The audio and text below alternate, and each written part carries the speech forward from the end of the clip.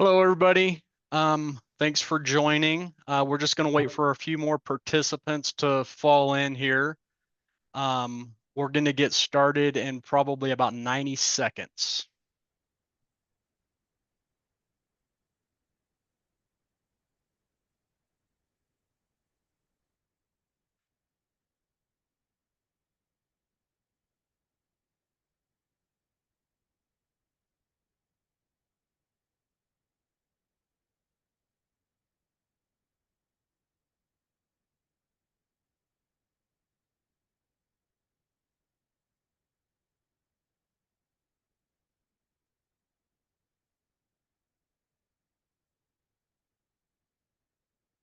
For those of you trickling in, we're going to get started in about 30 seconds.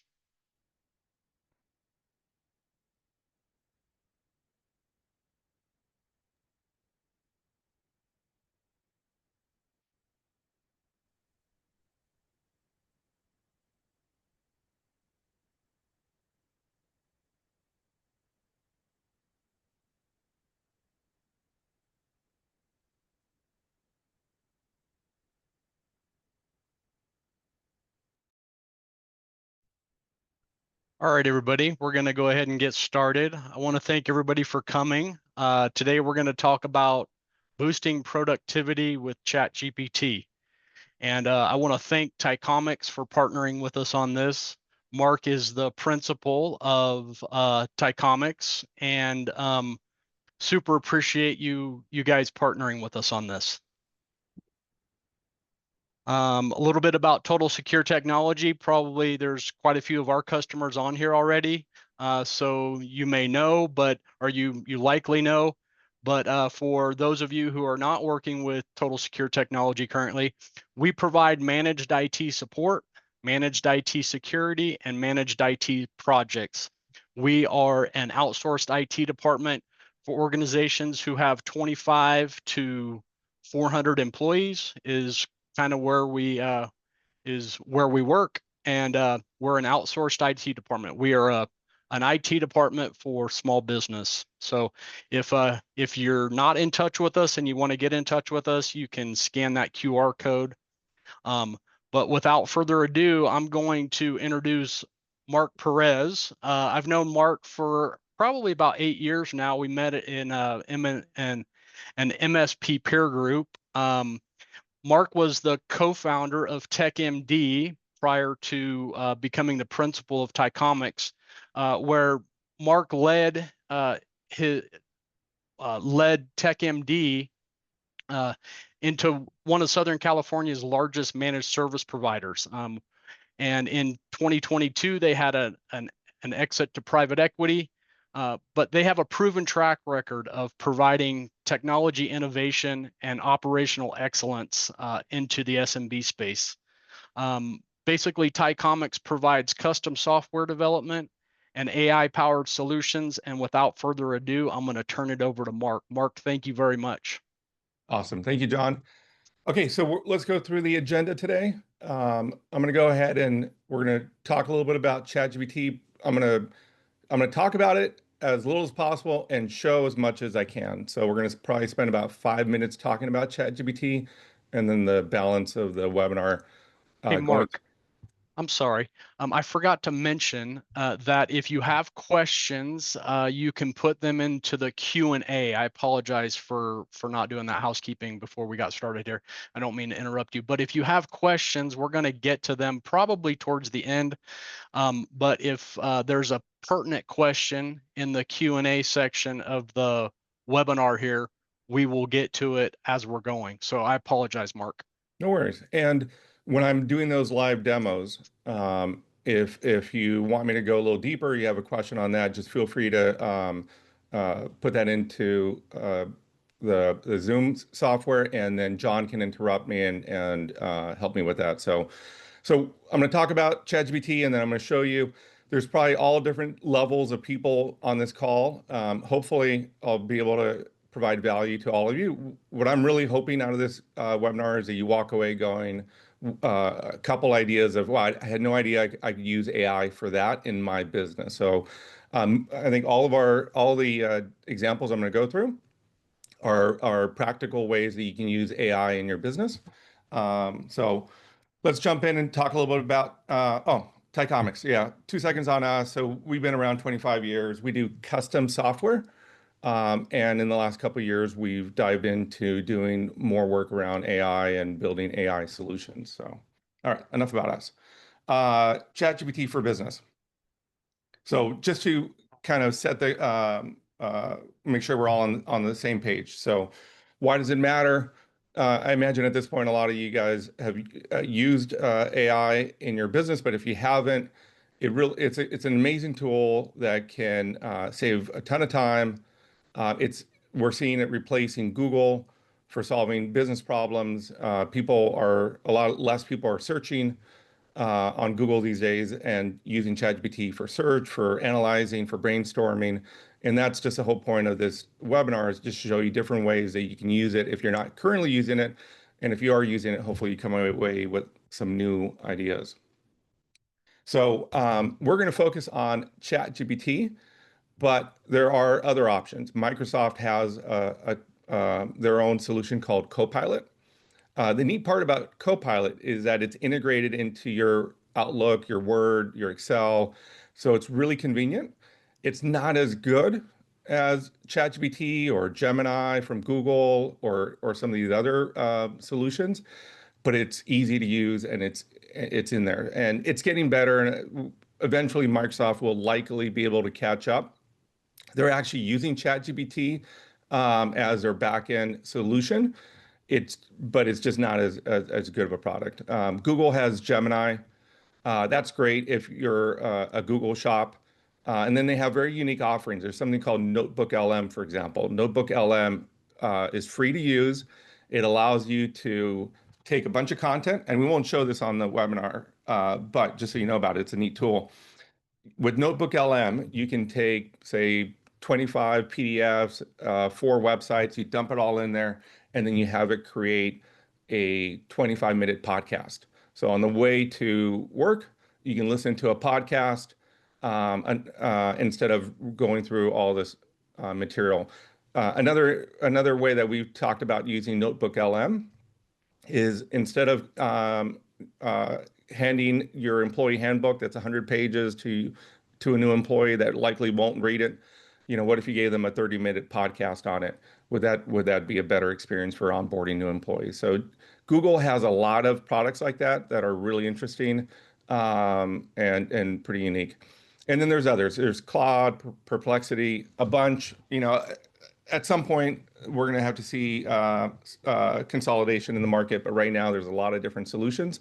And on this webinar, we're going to focus on ChatGPT. So where does ChatGPT shine the best? It's awesome at generating content. It's really good in learning from conversations that you have. This is a feature that got turned on, I think, earlier this year. Whereas where now, if you have a conversation and then you come back later, it can actually leverage all the conversations that you've had with it. So I could ask it something about me in a new chat, and it has access to everything I've ever told it, which is, for some is scary but it's pretty powerful. And we'll go through a couple of examples of how you can use that.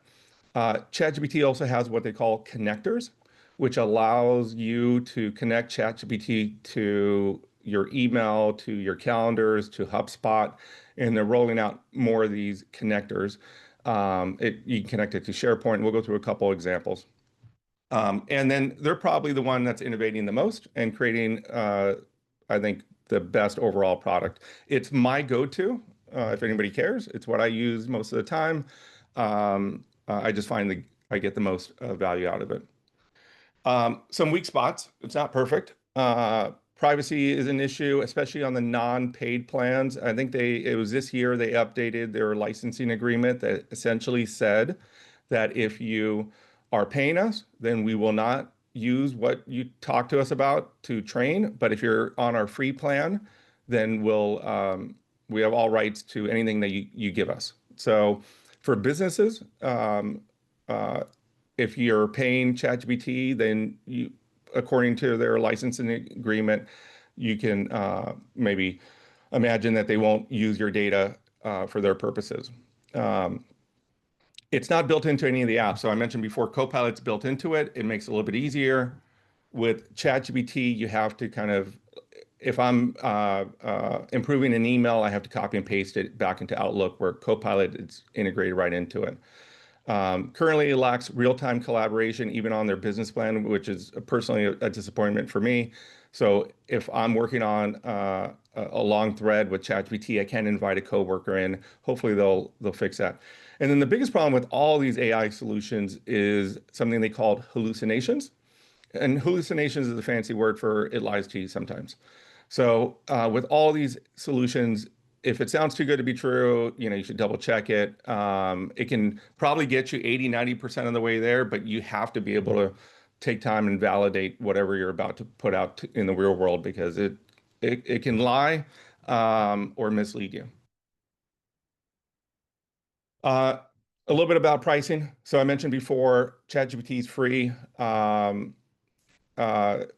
and actually, that's out of date now. I think GPT-5 is available. So you can get a good experience using the free ChatGPT. It's just, especially in a business environment, anything you give them, they can use however they want.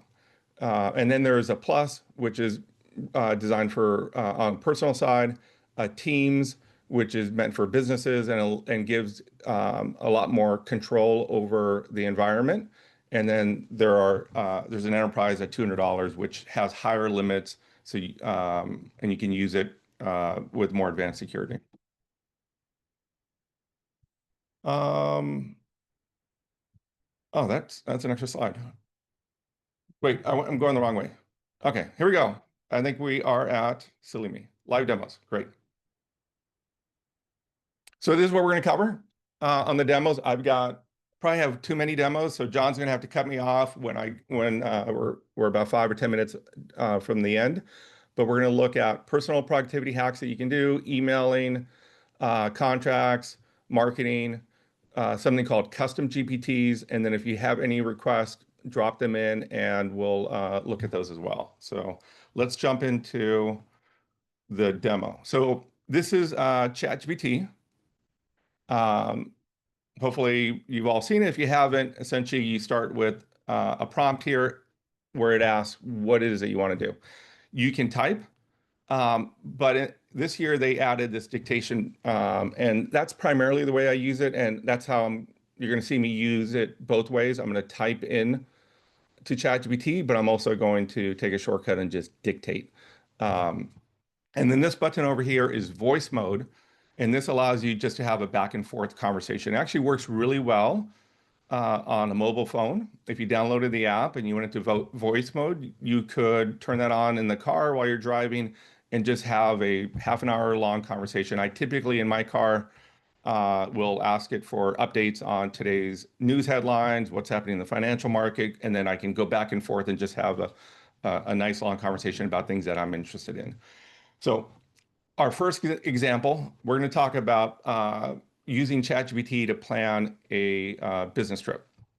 So I wrote already a prompt here. So I'm going to copy it over so we don't, and I'm going to do a lot of that. I've written this all out and to save time. So in this example, we're going to ask it to plan a 3-day trip to New York, Philadelphia, and Washington, D.C., starting next Monday, include logistics and hotel suggestions near downtown. So I'm going to hit submit and let that run.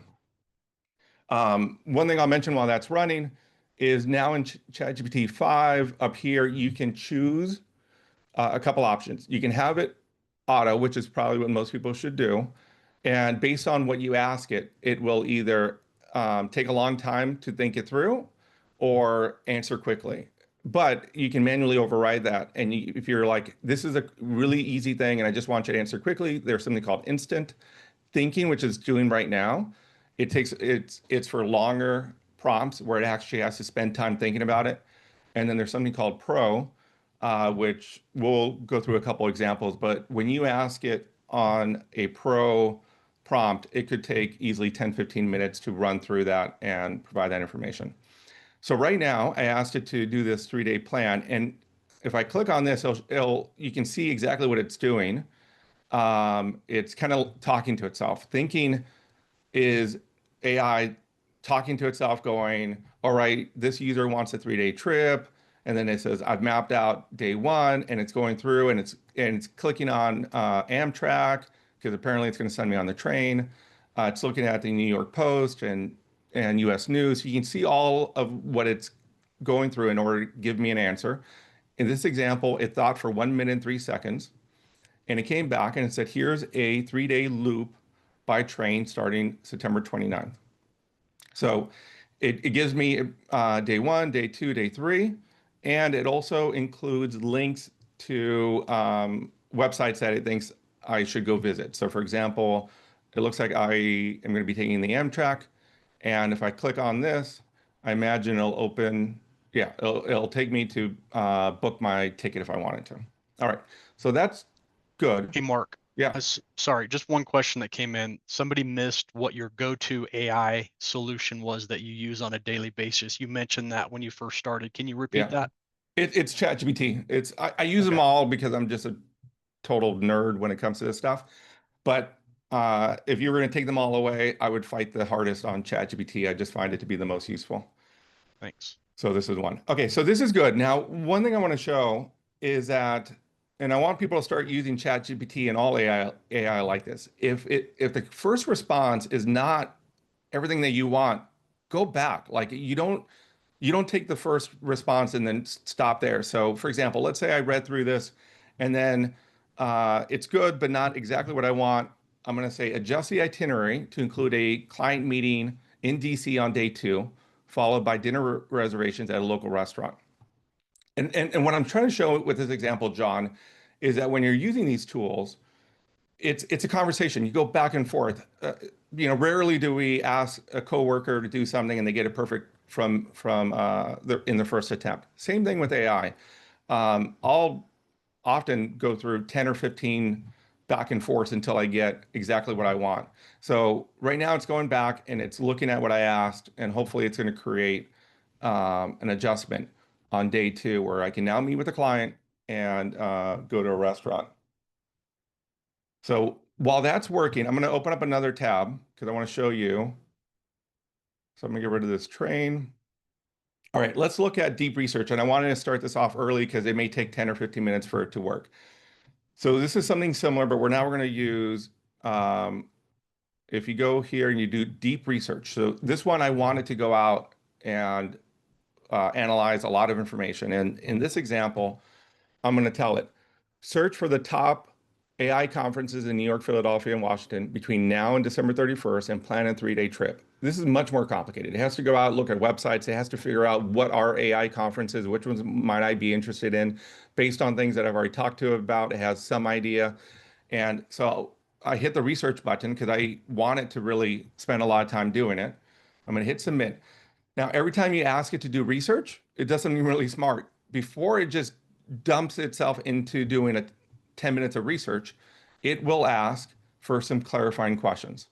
So I'm going to go ahead and answer these questions. I'm going to use the dictate button now, and let's take a look. Yes, I'm most interested in industry AI conferences. Let's do the weekdays. Uh, let's do a starting city. Actually, I don't care about the starting city. It could be New York, Philadelphia, or Washington, D.C. I prefer to use public transportation, and let's keep this under a budget of $2,500. Then I hit this button, and then it just dictates it all. So I hit submit, and now it's like, great, I have what I need, and it's starting to do the research. Now we're going to leave that one alone. And John, do me a favor. Last time I did this webinar, I forgot to come back to this. I got to come back and show what it produces. But this could take, 10, 15 minutes to go through and do that. We'll come back to this one. This was our 3-day planning trip. It thought for 49 seconds after I told it that I wanted it to make a couple of adjustments. So now if we look at day two, we have a client meeting set up here, and it's suggesting dinner reservations at this place, and it gave me a link to the open table for that location. So So cool. And if this isn't what I want, or if it's only 85% of what I want, I would go back and forth and get it to produce a itinerary that I want.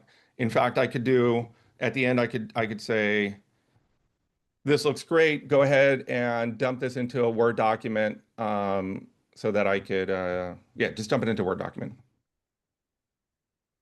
And then what it's going to give me here, I'm going to delete this part because that doesn't add any value. So dump it into a Word document, hit submit, and it's going to go through and give me a Word document that I can then use outside of ChatGPT. So that is planning a trip with AI. Very cool. Okay. I'll show that in a minute, but let me go ahead and start a new chat. We still have research going on in the background. That's good. This is not done yet. No. Okay.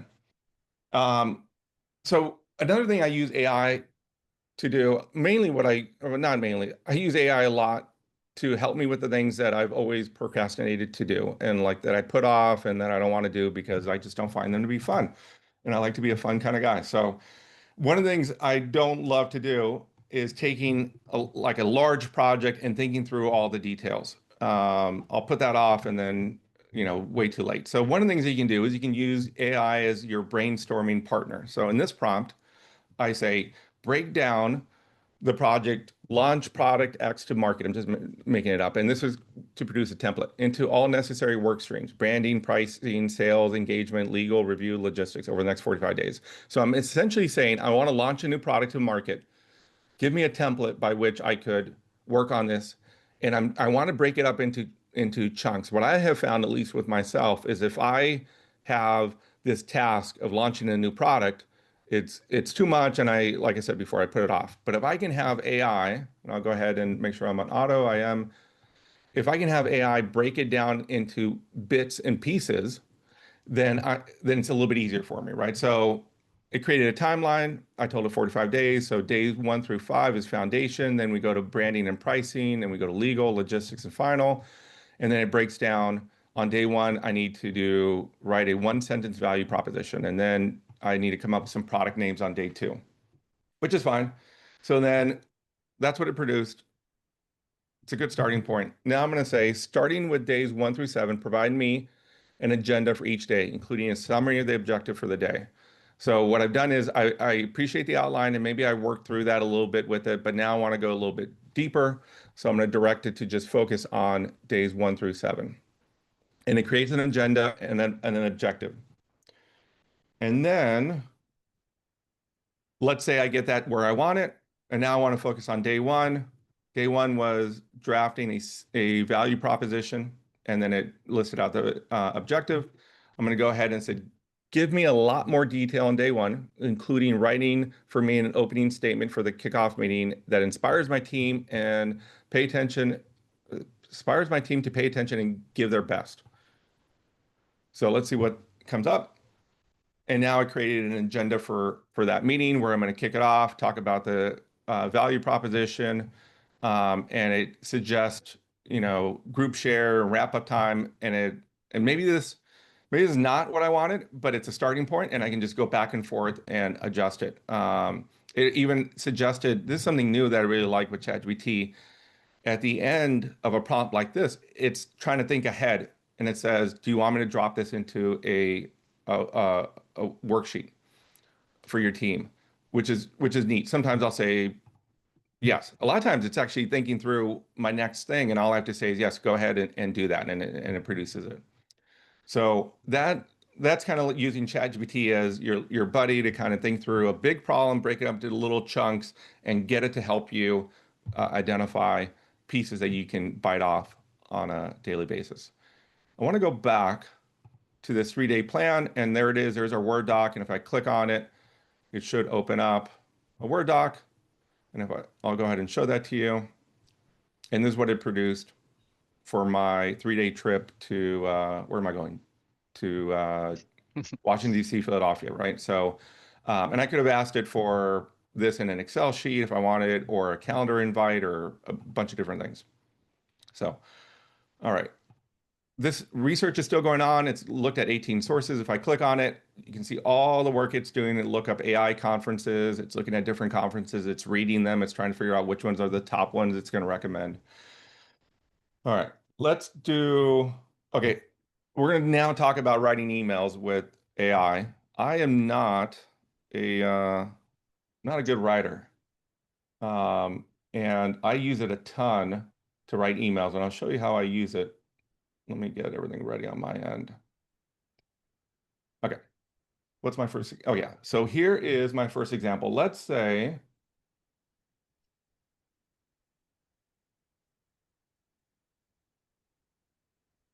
sorry. Okay, let's say I have deployed or I announced that we're going to do a work from home. I'm sorry, we're going to eliminate work from home and we need people to come back to the office. And this is, made up. But Rachel emails me and says, I saw the announcement and essentially I'm not, this is not good for me. It's going to create issues. In the before AI, I would on something like this, I would struggle. I would write a response. I would probably make somebody in my office read it to make sure that I didn't mess up on grammar or that I didn't feel cold in my response. What I do now is I take the email and I drop it into ChatGPT, and then I'll say something like, uh, write a reply to Rachel. She's a high performer and is asking about uh, the remote after stay home. I'm sorry, I'm messing this up. Let me fix this. Okay, here we go. Write a reply to this email from Rachel. She's a high performer. She's unhappy about our return to work policy. Explain the business rationale behind the policy, but leave room for us being flexible without making any promises. Keep it warm and thoughtful without giving away any or making any promises. All right. So if you could tell, what I just told it was like I repeated a couple times about not making promises. This prompt is not very good. It doesn't have to be. Like when you're interacting with AI, don't take a long time thinking about what you're going to tell it. It surprisingly really figures out what you want. So now it's going to use Rachel's email and my prompt, and hopefully it writes back something uh, that does well for us. So, hi Rachel, thank you for reaching out. The shift back to in-person stems from several business priorities, including team cohesion. I understand your personal situation varies, and I want to dismiss it. And it writes a nice email, I think, and maybe it looks good, but maybe I feel like it's too long, and then I tell it to revise it and strike a firmer line, but keeping it warm and open. Um, and then I go back and forth, and I'll just do this. I'll take emails that I know I would struggle to write well, and I would get it to the point where I was like, okay, this looks good. And then there's this little copy button here, and I'll copy that, put it into Outlook, and move forward. Now, copying it into Outlook, it's too bad it's not built into it. Outlook has Copilot, and if I did this with Copilot, I would get a similar response, but from my experience, it's just not as good. The other thing that ChatGPT does is it learns the way I like to come off in my emails, and it will actually adjust over time. And this is, best case scenario, this is resembles an email that I would have normally sat down and written, but it probably would have taken me half an hour, and I would, like I said, I would have forced somebody else in my office to read it just to make sure that I didn't, do something silly in the email. So, John, are you using ChatGPT at all to write emails? I'm using it to write emails. As you were describing that, I've used it for several employee reviews, one-on-ones, uh, uploaded an old review, and it gave me back a beautiful review for this employee, and I gave it, I told it my sentiment, right? I told them, and I even gave it a little bit more sentiment on, what I might like to see in the future, and it wrote a beautiful review for an employee. Yeah. Yeah.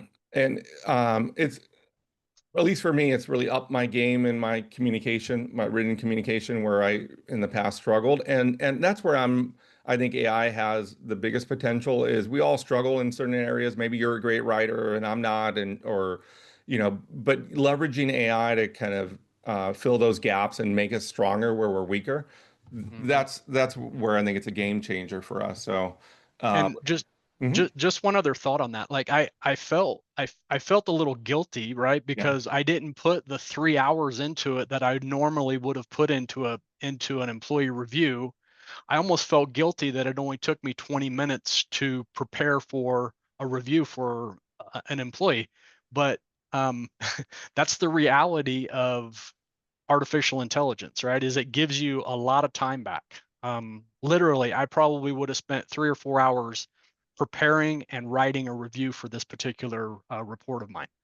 Yeah. And if it means that you're more consistent in doing reviews, because I think one thing that a lot of us struggle with as we grow our business and we have to do these reviews, there's just less time in the business, and sometimes we don't do it consistently, right? Because it can take 3 or 4 hours. But imagine it only takes 20 minutes and you're now consistently providing feedback to your employees. Hmm. Like that's better than you spending 4 hours and writing every single word and doing it once a year versus Hmm. doing it every quarter. Yeah, So absolutely. there's trade-offs, and some people are going to resist AI, which is fine. But for those that want to embrace it, let's look at our next example. So Can in I this, ask? yeah, Can I just throw out another question that came in? yeah, They wanted to know if the paid version of ChatGPT complies is HIPAA compliant. Great question. great question. Let's see. Is the paid version of ChatGPT HIPAA compliant? Let's hope it doesn't hallucinate. Well, oh, okay. Cite your work. So I'm glad you brought that up. So that's not how you spell site, is it? Is it SIT? I can't spell site. It'll figure it out. It's so it you can ask it to cite its work, and then it will produce links that justify the answer it's providing. And so no, the paid consumer version.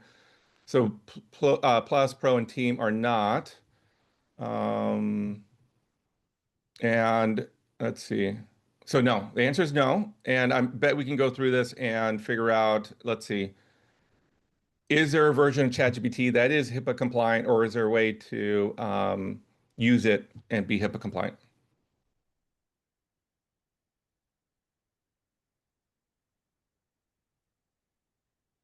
So it's searching the web and says yes. And how is it? Let's see. I bet you got to be on enterprise. Yep, you got to be enterprise. So it looks like it. Enterprise is pretty expensive. You have to reach out to them directly, and because it looks like they'll have to sign a BAA. So good But question, but also but a good example of just using ChatGPT to answer ChatGPT questions. sure. And the here's the other thing with HIPAA compliance is it doesn't mean HIPAA compliant organizations can't use it. You just probably should not put HIPAA compliant information into ChatGPT. If right, I mean you can still leverage ChatGPT, but be careful what you put in if you are a HIPAA compliant organization. Very good. Yeah, you're the expert on that. I'll leave that to you, but that sounds very reasonable. So I like that. Um, so here's the next example. I talked earlier about the connectors. Connectors. Let me show you actually. Actually, where I have a link. Here we go. Copy link. So connectors allow you to extend ChatGPT into your environment. So currently they have connectors into Box. You can see it on the screen here: HubSpot, Gmail, Outlook, Teams, SharePoint, and they're adding more of these. But think of it like before, like in the previous example with my email, I had to drop my email into ChatGPT. Well, now I can potentially reference that, and that's the example I'm going to show here. So here's the prompt I wrote. Nope, that's a link to this. Let me grab it again. So I've already connected my email to ChatGPT. It has access to my email.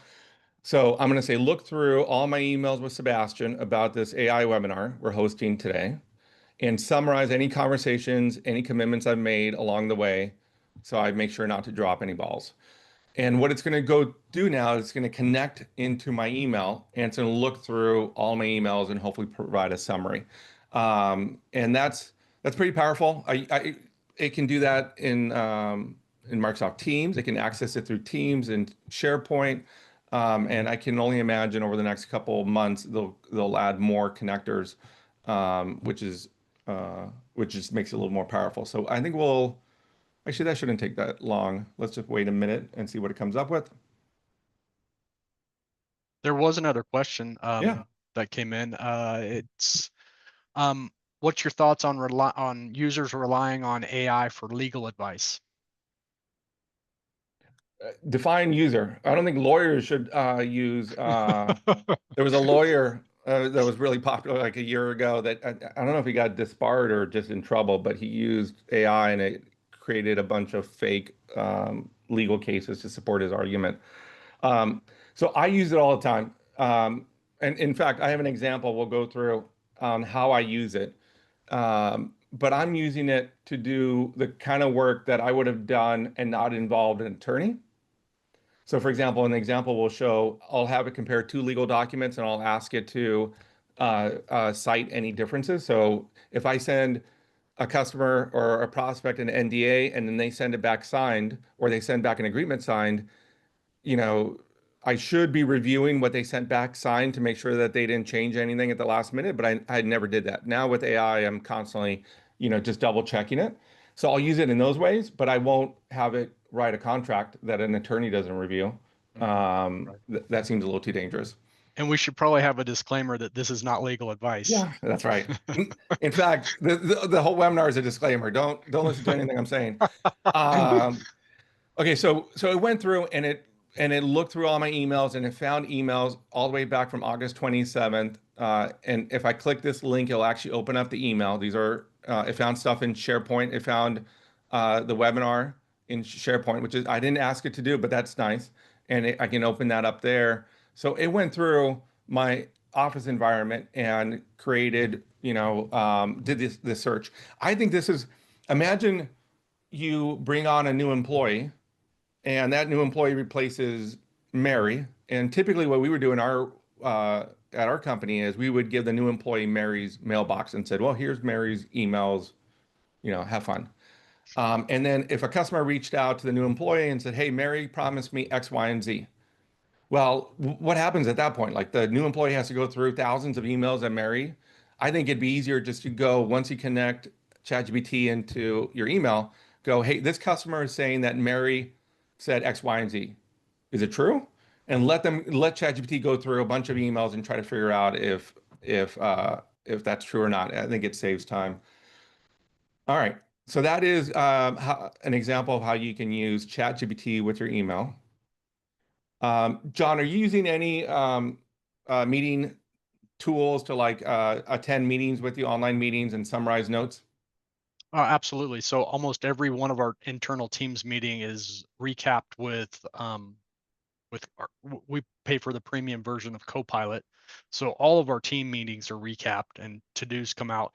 And I saw like I don't want to steal your thunder here, but um I have a I have a lot of standing meetings weekly. They're EOS meetings, right, that we run in Streti, but and they're all recorded. So prior to the upcoming meeting a day before, it says, hey, Copilot said, hey, you had all these to-dos for this upcoming meeting, how are you doing on them? So yeah, wow, I love what is going on with artificial intelligence. Well, I'm gonna assume that I'm not gonna show people that because I'm gonna assume that we all have now been in meetings where they create these notes and you get them. I'll show you what I end up doing with that. So here's we use a tool called Decisions. There's literally dozens, if not hundreds of these tools. We've just settled on an AI note taker called Decisions. And it goes through and it gives us the takeaways, the decisions that were made in the meeting, and then any action items, which is great.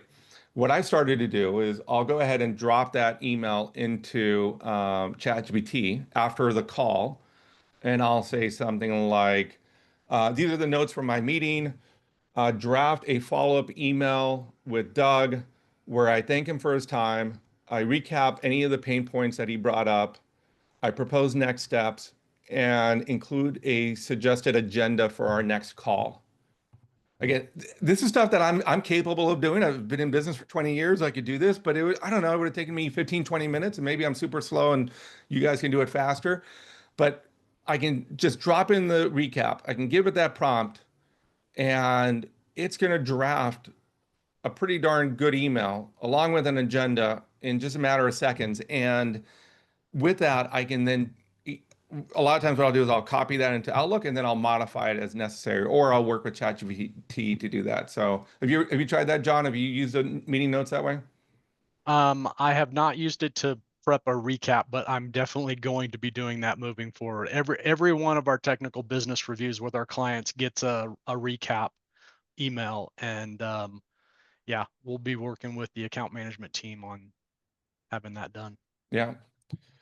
Okay, so here's what it came up with. It says, Doug, thank you for your time yesterday. Here's a concise recap and path forward. And it pain points I heard, proposed steps, and then here's a suggested agenda for our next call. I could say things like, it turns out Doug is actually a big country music fan. Let's go ahead and rewrite this into a country song because I think he'll get a real kick out of that. There's almost nothing like outside of a few edge cases. I've never had AI tell me that what I asked it to do was either dumb or inappropriate. Um, and so you can do silly things like that. You can write poems. You can do haikus. So we'll let that run. Let me look at the next example. Oh, the next example is contracts. Okay, so we're going to look at that came up. So look, it wrote a song, which I will not sing or make you sing, John, but we have multiple Thank you. verses.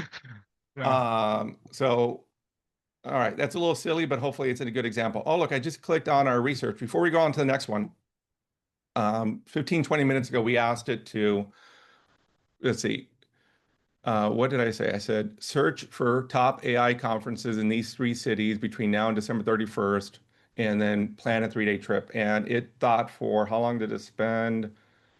It spent 9 minutes, looked at 22 sources, and did 84 searches.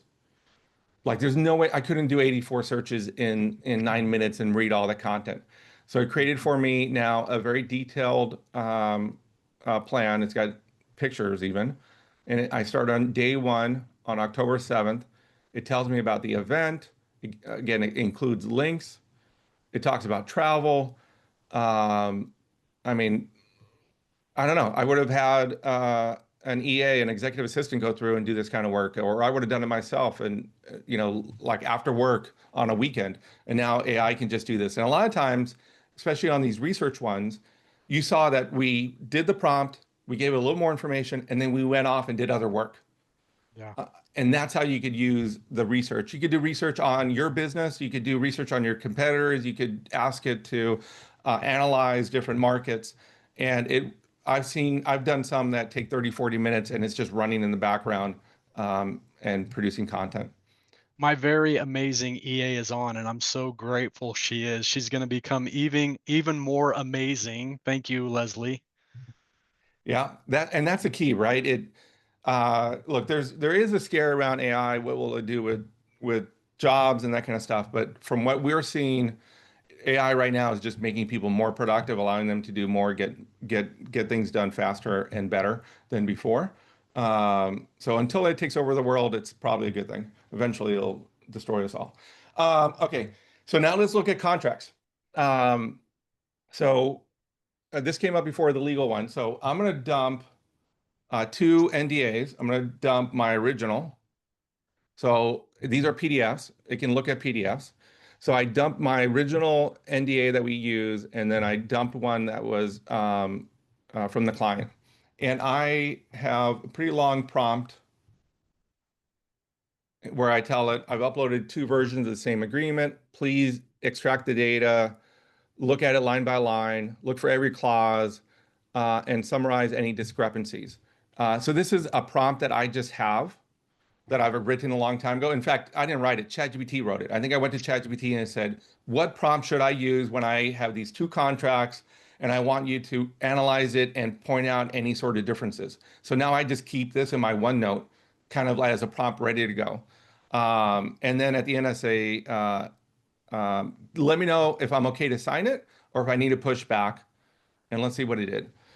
And this is an example where I made up this example, but in the version I got back from the client, they did modify it. So let's see if we can, if it does a good job with it this time. I'm going to go down to the summary. So removed in client version. So responsibility and representatives was removed. And what's the impact? It weakens your ability to hold the company accountable for its employee and advisors mishandling the confidential information. I asked it to give me a verdict. Should I push back or am I good at sign? It says, no, you need to push back. The key issue is this. And then it says, do you want me to draft an exact pushback language that you can use to send to your client's counsel? So I'm just go ahead and say yes. Go ahead and draft that. It anticipated that that's what I would want next. And it wrote up an email saying, we reviewed the latest draft, noted one substantive deletion, and it listed it out. This sentence is material without it, blah, blah, blah. So I don't know, that's how I use it. I feel like if I was much better at reviewing legal documents, I would be doing this anyways. I wouldn't be involving an attorney. But that's an example of how I use it. Hey, Mark, I just want to say that we're about 15 minutes before Oh, the we end, are. or maybe 13, or Yeah. well, yeah, 13 minutes here. And there are three more questions. I don't know how much of your presentation is going to get into these. Would you like to hear the Yeah. questions? Or Let me hear okay, them. okay. So, what's the best way to use ChatGPT to create and update simple spreadsheets with information from the web? Is that in your presentation? No, but keep going. Let me hear them all and Okay. we can do. And how do we keep client confidential information from being accessed by the database when reading as it is in your emails? Yeah. Next one. Um, and then what does Python represent? Software is the question. I don't know that I understood that question. It says what does Python represent? And then dash software question. So Python is a language like Java, C Sharp. But go ahead if you have more on that one. Feel free to jump, throw it in, and John will come back to that. Keeping stuff confidential is what I was saying before, which is that um, at some level we just have to hope that these companies are doing what they say they're going to do with our data. What they've said is that if you pay us, we will not use your data for any For the purpose. model. Um, so if you're paying ChatGPT for the $20 license, then they promise not to use your data. But if you're on the free version, then they'll do whatever they want with it. And that's been true with all these technologies like Google, photos. If it, they say that they can use your photos for whatever they want, and they use it for a bunch of different things. So if you want to use AI, then you should be on a paid version. And then there are different tiers, like you could do stuff with Microsoft and they isolate the data a little bit more.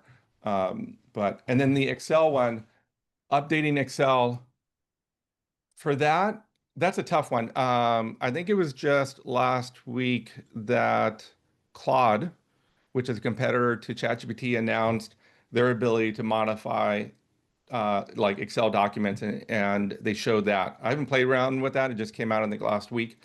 Copilot can do that as well. If you have a Copilot license, you open up Microsoft Excel on the side, you could modify it. I've played around with that and it doesn't work very well. I don't really use it to modify existing documents.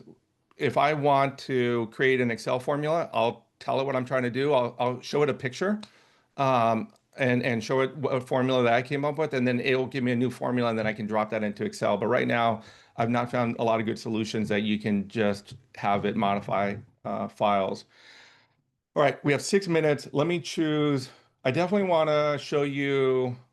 I haven't showed you anything on the sidebar, so I'm going to go ahead and jump to that.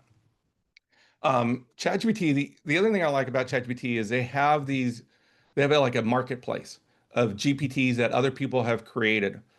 These are custom GPTs that can do things for you. And I'm going to show you one that I use almost every day for sales.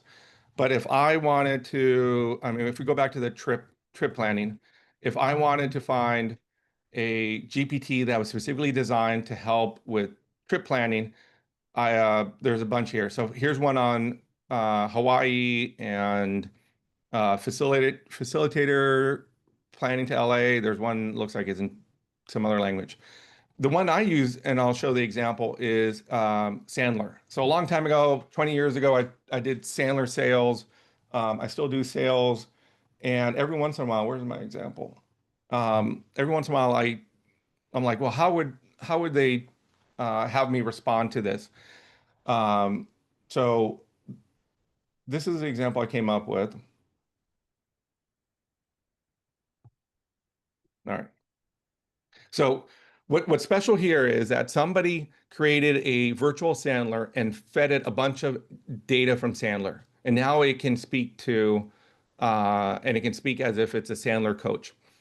So in my prompt here for this example, I said I wrote the email below, but didn't hear back from this lead. What do you think I should do next? My last email to the lead was, and I gave it the email. So when it responds, it's going to respond differently than anything we've seen so far because it's going to respond like a Sandler coach would. And it says, your email to Mary shows professionalism and respect. You're following Sandler rule number 4, tell prospects it's better to say no than to disappear. That's good. However, there's no pain or urgency in that message. And it's like, here's what I recommend doing next. It wants me to follow Sandler rule number 31, always be prepared to close. And it writes an email. I haven't heard back. And that usually means one of two things. Either the timing's not right or something's changed. Either way, that's totally fine. Would it make sense to close the file for now? And um, this is a lot better than me going back to my 20-year-old Sandler books and trying to figure out, or, I love Sandler. You all should do Sandler, but like they'll charge you, I think it was like 2 or 3 thousand bucks a month to be able to go and be reminded and use this. And now it's just available until it gets shut down, I guess, because I can't imagine that's not breaking a bunch of copyrights. But that's available to us, and these GPTs are custom built for a purpose. Like I can't ask it to plan a trip. I would never use my virtual Sandler to plan a trip, but I would use it for to help me with implementing rules of Sandler. Um, do you have any other questions? I got more. We probably could do one more There was minute. one more that came in. It says ChatGPT mentioned that it was using Python, or maybe it looked at a Uh, Python conference. Yeah. So I think that was the Python question. Great.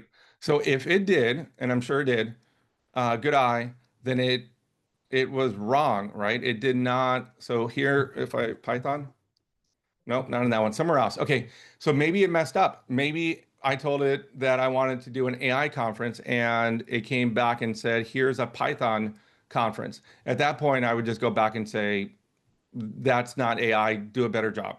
Go again. Again, it's not perfect, but does it get me at least 80, 90% of the way there so that I don't start from a blank page?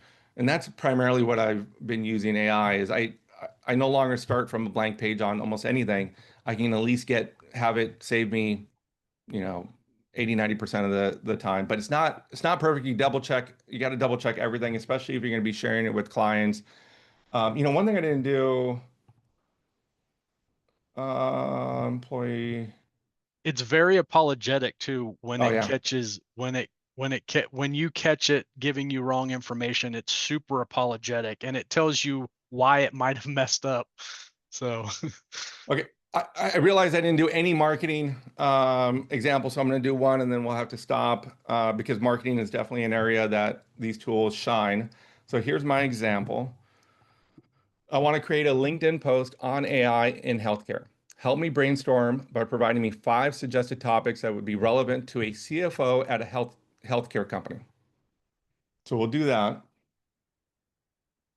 which is great. So it goes through and it comes up with 5 examples. A lot of time what I'll do, John, I'll say, I don't like, or I'll just say it. I don't like any of those. Give me 3 more. I've never had it tell me enough. with these requests. Like it's just always eagerly there waiting for you to use it more. So it gives me these, and then I can go and I say, great. Um, so actually, I'm going to adjust it. Let's use number 6, but I want to try to get attention. So I wrote, let's use number 6, but I want to try to get the attention of Mitch Perry, the CFO at Blue Cross of North Carolina. What changes do you suggest I make with this LinkedIn post? Right. So now it's gonna have to go online and research. But by the way, I don't know Mitch Perry if anybody else does. I just randomly chose him, but it's going to research Mitch Perry and make suggestions for number 6 that may catch his eye. Um, and you know what? It responded so quickly that I could tell that it didn't actually go online and do any research. So and last time I did this example yesterday, it did. I noticed he didn't go online and research anything about Mitch Perry. Go online and research him and then update your suggestion. What we should see when this works well is right here, it should say searching the web. Okay, now it's discovered something about Mitch Perry, and it's, that he is a CFO since 2016. Now it has context. It has some knowledge about Mitch Perry, and it's hopefully going to provide me a LinkedIn post that I could write and potentially catch a prospect's eye if that's what I was trying to do. So that's an example of marketing. And I think we are at a time. I'm going to go ahead and put the PowerPoint back up because um, the last thing that we're going to present is we're thinking about and we're working on rolling out a 6-week AI boot camp where we would run employees through a very deliberate process to get them to become masters of AI. If this is something that your company may be interested in, go ahead and do the QR code. I think we're also dropping the link into chat, or we're sending it out after this webinar. Right now, we're just capturing people who might be interested. And once we have more information, we'll send you one email and say, here's what it's about. And if you're interested, you can sign up for it. If not, it's okay. So that's in the works. But from that, John, is there anything else you want to? I think we're at time. Yeah, we are at time, and we're not going to make it difficult for anybody to get a hold of Total Secure Technology or Ticomix. We'll make sure that that's easy to get a hold of us here after the webinar. There was a couple other questions. I don't know if Sure. we want to try to field them. We've got a couple of minutes. What do you got? Have you found any AI plan by LexisNexis or Westlaw to be comparable? Idea is to have close database, as you mentioned, not out there for the public. Yeah. I think what LexisNexis is doing is very interesting. I don't have access to that, so I only from what I've read, they're trying to create these AI models that have legal access to legal documents, so they can answer better. But I'm not seeing anything comparable to it, and I've not played with that one, so sorry, but it does look interesting, and it sounds like you're in that field. I definitely would be reaching out to those companies and asking for demos. One more question. What's the best way to create an assistant if you got time to explain that? An AI assistant. Um, that's those tools are going to get easier over time. The best way right now that I think you can create one is using either Copilot Studio, which is a Microsoft product, Power Automate, which is also a Microsoft product, and then there are um, platforms like N8N and Make.com, N8N.com and Make.com that I would look at those. The other one that is a strong contender is a product called UiPath that also you can create assistants. Assistance is the future. And I think over the next year, we're going to see a lot of that coming out.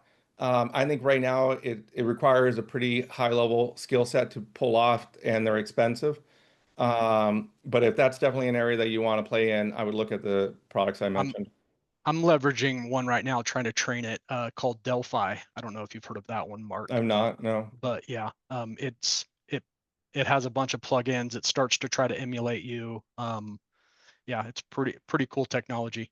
But we are at the hour. I super appreciate everybody in attendance. Obviously, this was recorded. We will get the recording out. So yeah, Mark, thank you so much. Sebastian, thank you so much. You guys are amazing. This was an amazing webinar, very useful information, and I super appreciate our partnership. Awesome. Yeah, Have a good day, everyone. take care.